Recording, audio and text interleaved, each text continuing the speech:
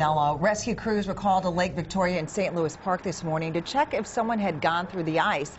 Thankfully, no one had.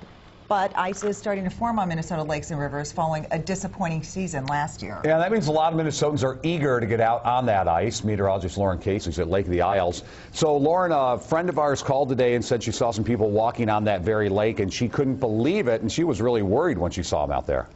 Yeah, the ice is not safe. That's what the DNR is saying. And I know with the arrival of the cold temperatures, many Minnesotans have that hockey, the ice skating, the ice fishing on their mind. And though you might be ready to dust off the fishing rod and sharpen up those skates, yeah, the ice is not ready for our wintertime hobbies.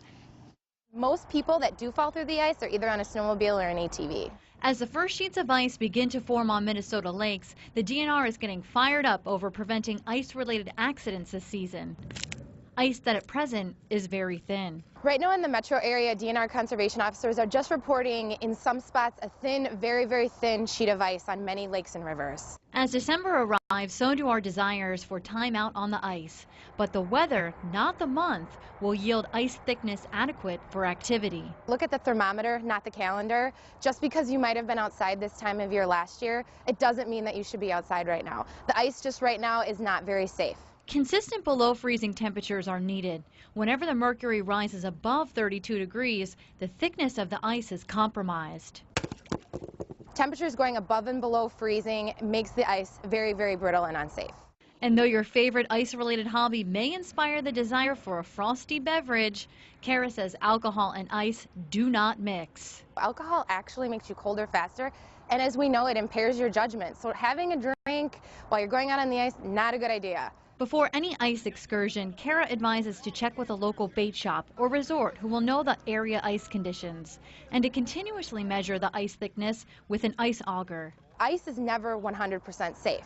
It might be really thick in one area, but there might be open water in the middle of the lake. You just never know. We want people to be safe.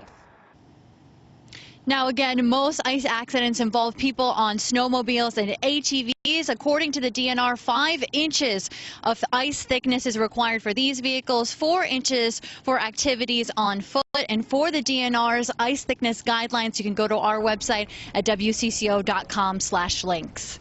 Lauren, you have a science background. What happens when it snows? How does that change things? Yeah, snow actually does not help. It actually weakens the ice. Kara says it acts as an insulator. So if you do see snow on the ice, you have to double those thickness guidelines. So for activity on foot, 8 inches for snowy ice. All right, Lauren, thanks. Sure.